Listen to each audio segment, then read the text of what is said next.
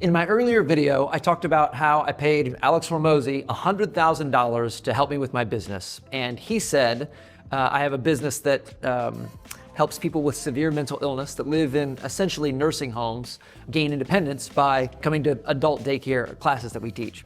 And he said, when you have staff come in to get them to get on the bus, what is the training program or process for that? And I said, we don't have one. And he said, make one. That'll be $100 grand. Have a good day.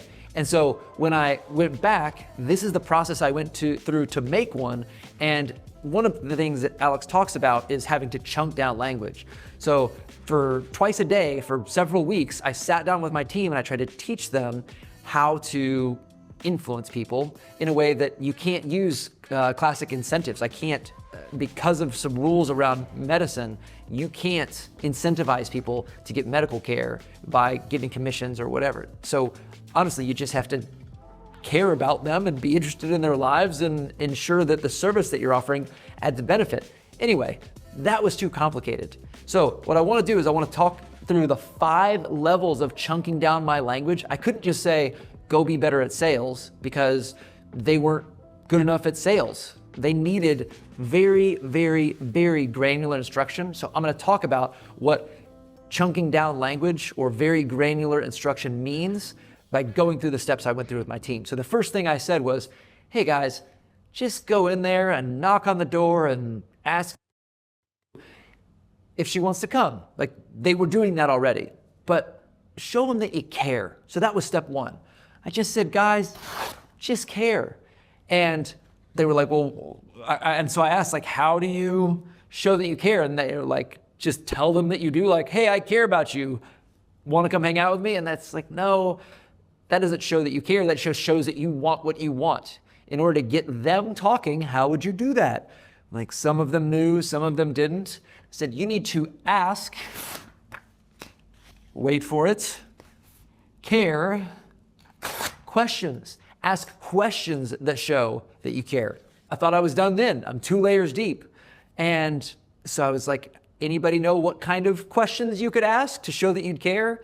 I got maybe a few raised hands. And some folks just went straight to the question you could ask, but I wanted them to chunk these down into categories so they knew where to bucket them in their brains. Actually, I used the concept, I call this the sales skeleton, because when I was learning anatomy as a physician, you need a basic framework to hang stuff. If you're talking about a muscle or a nerve or a particular blood vessel, like, you need to know that this is your radius and this is your ulna, so that as you're describing things, you're like, where do I hang this knowledge? Anyway, I said, what categories could you use? And I didn't get much from them. So I said, hey, if you cared about someone, wouldn't you want them to have more good stuff? So that was one category.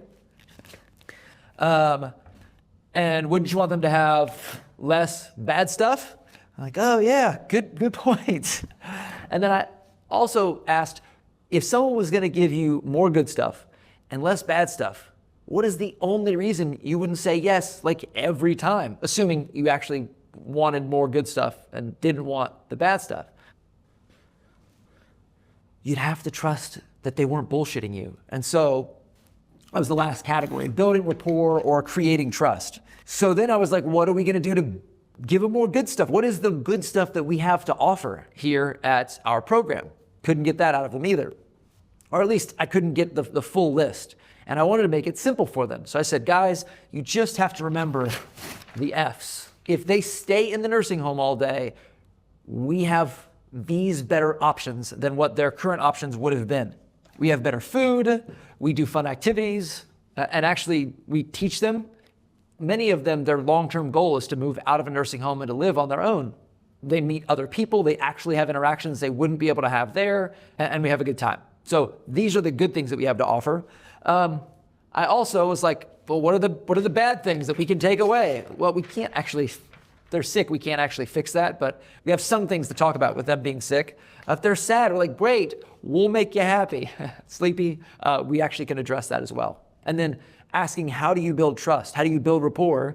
Some of this actually came from interacting with women or pickup artist type stuff. It's like, transferred some of these things. And I sold books door to door before I went to medical school. So just ask about what they're doing, what they're wearing, what they're holding. Ask about their past, about what they're currently doing, about what they wish to do, and find common interests. So I was like, are we good now? And so I thought I had chunked this down enough. And this is the last layer because I'm driving on the bus. I'm driving back on the bus to these nursing homes with my staff. And I was going through with one of them, and she knew, and actually this girl not like basically dropped out of high school, done drugs her entire 20s.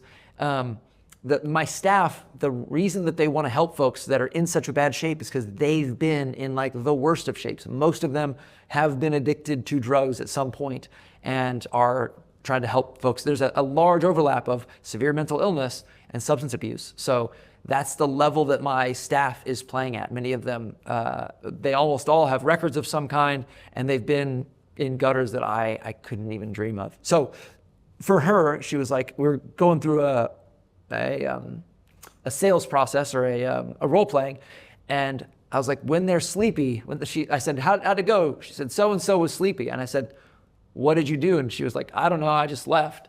And at the very least, she knew that she was here in the sales skeleton, but she didn't know, what do I actually say? And even though we've talked through this, like we give them coffee at our day program, she didn't know that when someone says, I am sleepy, you then with your mouth have to say the words, great, well, how many extra cups of coffee would you like at our program today? And they will say 2 or 3 or 5 freaking hundred, and we'll say, great, we'll do that. See you on the bus. So hopefully this presentation has shown you how much, like I could have easily gone in and just said, hey guys, Alex Hormozi said we should care about folks. So don't just walk in and try to get people on the bus by saying, do you want to come today?